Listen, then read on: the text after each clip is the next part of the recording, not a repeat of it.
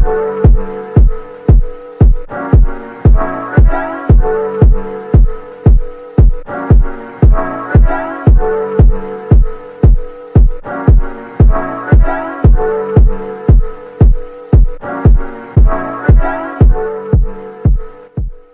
guys, welcome back to our channel. I'm Ashley. And I'm Angelique. And today we are showing you how to get long and healthy hair fast, okay? Today we're sharing with you all of our tips and kind of secrets on how we grow our hair and how to get healthy hair, how to keep your hair healthy, and just what we've been doing for retaining length and just healthy, strong hair.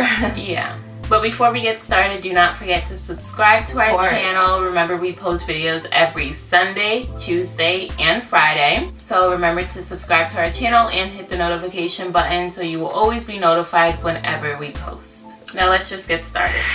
Okay, so as you guys can see, our hair is in a sort of straight state. It's not like completely straight, but it is blown out and flat ironed a little bit. And we did this just to show you guys the length and just for an example for this video and to show you guys kind of like what we're working with here. This is not something we do all the time. We straighten our hair maybe 3 the most times a year, so this is not something that we do on a regular basis. Sometimes we do it just to give ourselves a break from the detangling and the curliness of what our hair is. It's a lot of work.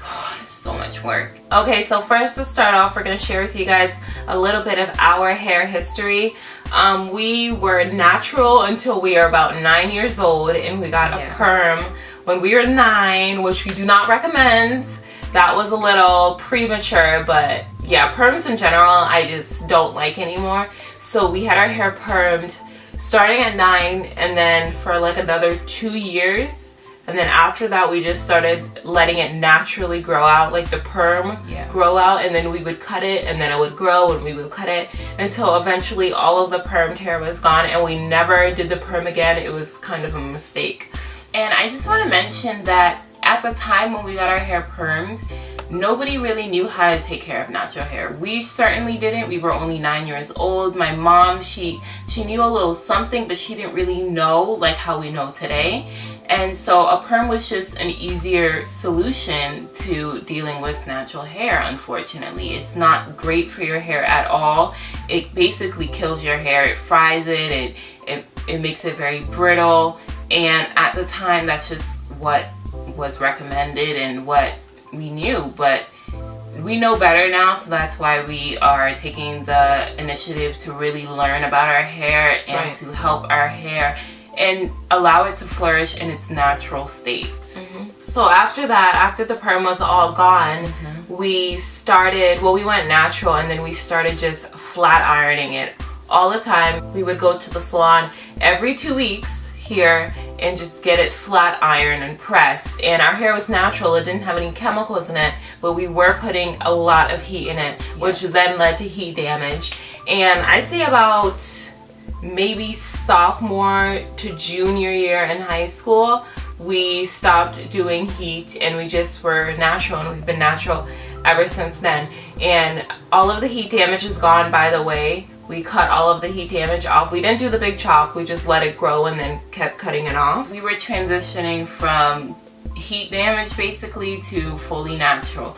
So like Ashley said, eventually we just stopped doing the heat and we just let our hair grow. And although our ends were very stringy, and a good portion, probably like half of our hair was stringy because it was heat damage, we just dealt with it, and then eventually we just cut it all off. So starting off with our tips, first I want to say all hair grows. Whether you believe it or not, I know some people think that their hair just does not grow. They don't see any change in length. They just think that their hair has been the same length for years. All hair grows, guys. Doesn't matter what ethnicity you are, all hair grows. Hair may grow at different speeds, different rates, and also texture has a lot to do with it. If your hair is really kinky and coily, it's not going to look like it's growing because of the shrinkage, but trust me, your hair grows. You're not really going to notice a difference like straight hair would or a more looser curl pattern, but your hair is growing. So don't think that your hair is not growing. It is. And one of the main reasons why you may not be seeing a difference in length in your hair is because your hair is probably breaking off faster than it's growing. And you have to make sure that you are keeping that moisture in, that you are taking care of your hair. And we have to remember that natural hair is naturally dry. So, and especially the tighter your curls are, the more dry your hair will be, because the sebum, which is your natural oils in your hair, have trouble reaching down the strands of your hair, which is going to make it dry. So, and that goes for any oils really. If you apply oils to your scalp, it's going to be harder for it to travel down the strands of your hair. So your hair is just going to be dry. It's going to be dry. The straighter your hair, the easier it's going to be for your hair to stay moisturized. And that's just the way it is. It's unfortunate, but that's just the way it is. So your job pretty much is to add in the moisture on your own with leave-in conditioners, with washing your hair a lot. Think of your hair as like a plant, you know. Water helps your hair grow, keeping it moisturized. It needs water. So I wash my hair a lot. I try to keep a lot of water in it. I spray it with water all the time to keep it moisturized and to loosen up the curls a little bit so that it can be detangled, therefore it would grow better. And when Ashley says washing her hair, that doesn't mean that she always shampoos her hair every single time she washes it, because that could also make your hair very, very, very dry if you're shampooing it way more than you need to be. A co-wash is what you need to be doing. You know, not every time you wash your hair you need to shampoo. Another thing that we have been staying away from is heat. Avoid putting heat in your hair. Angelique and I let our hair air dry after we're done washing it. We put it into a protective style and we just let it dry naturally, air dry on its own. When you put a lot of heat in your hair, it dries out your hair even more. So again, natural hair is already dry, and then you're putting heat in your hair, which is going to make it even more dry, and then it's going to make your hair very brittle, and then which will lead to breakage. So avoid heat in your hair. Avoid the flat irons, avoid the hot combs, the blow dryers as much as you can. Just try to just let your hair dry on its own naturally. I know a lot of the reasons why people straighten their hair is so it's just easier to manage with the straighter texture, but there are ways to stretch your hair without using heat. So like one form is curl formers or a roller set, or you know, something like that that just helps stretch the hair. You could do the banding method. You can even blow dry, but do it on like a cool setting so that way your hair just gets stretched. It's the pulling and the wind that really stretches your hair. It's not necessarily the heat. But yeah, you could do it that way too. And we have tons of videos on our channel of how we wash our hair, first of all, the different techniques, products that we use, and how we wash our hair for like different instances. For instance, like colder weather, you want to use more moisture. We have lazy hair washing, how to do this quickly, protective style. We've done a bunch of videos on our channel of how to do different types of protective styling and just cute hairstyles for natural hair, which is sometimes hard to figure out on your own. Trust me, I've been there, I know. But we have tons of videos on our channel of how to do that. So I'm gonna link our natural hair playlist right here, and you can click it, and all of those videos are in that playlist. So another tip on how you can help grow your hair is stimulating your scalp. Giving your scalp a nice massage, whether you're doing it when you're washing it or like you're just sitting on the couch watching TV, you could just give yourself a nice scalp massage. That really helps stimulate the blood flow to your head, which helps grow your hair. So giving yourself a nice little massage, they do sell tools to do that, so you can do it in the shower, you can do it out of the shower. They have these little tools that you have that actually vibrate, so while you're moving it, it's also vibrating, which like is double stimulation to your scalp to help grow your hair. Right. So yeah, they sell those things at like Sally's. You can get them online. Yeah. You know, they're around. You just have to look for them. They're really inexpensive too, especially the ones that don't vibrate. They're just the manual ones.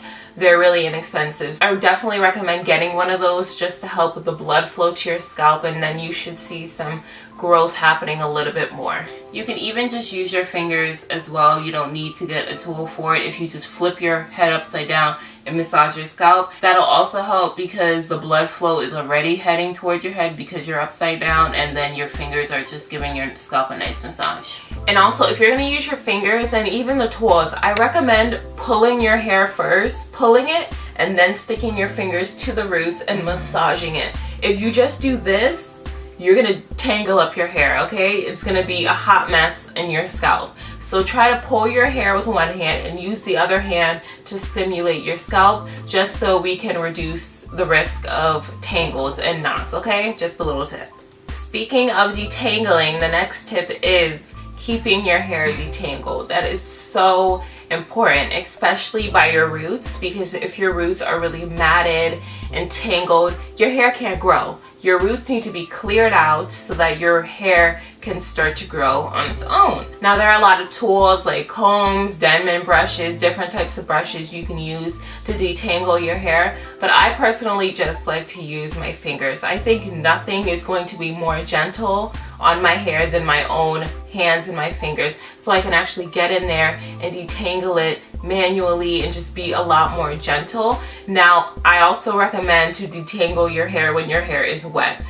I like to do it in the shower. That's why I wash my hair so frequently, because I always need my hair to be detangled. If you try to detangle your hair on dry hair, to me, I feel like I'm breaking my hair. Yeah. You know, it's a lot more rough and dry and brittle, and that's when the breakage can start to happen. So I like to just hop into the shower, wash my hair, and start detangling in sections, piece by piece, and really get to the root of my scalp and start detangling that way. It's a lot more easier on your hair, it's a lot more easier on you, it's quicker. Yeah. And even better than just using water to detangle your hair, if you can, use like a conditioner or something that has a lot of slip. A product that has a lot of slip. Slip is basically exactly what it sounds like. It makes your hair very slippery. It helps naturally loosen up the knots and tangles in your hair, and it just makes the detangling process a lot easier on you, and it'll help reduce the breakage. Yes. So our next tip is making sure you know what's in your products. That is so important, to know what you're putting in your hair. Remember, what you put in is what you're going to get out. So if you're putting in cheap products that doesn't have really great ingredients, you're not going to get good results, and that's what we want. So a lot of common ingredients in products that aren't so great for your hair are like sulfates, parabens, and silicones. Those are not very good for your hair, especially if you live like in a colder climate or in the winter seasons or the fall, because the cold weather already makes your hair very brittle, and then adding all the sulfates and parabens and silicones is going to make your hair even more brittle. So it's just going to be like a hot mess. It's just going to be a dry, hot mess.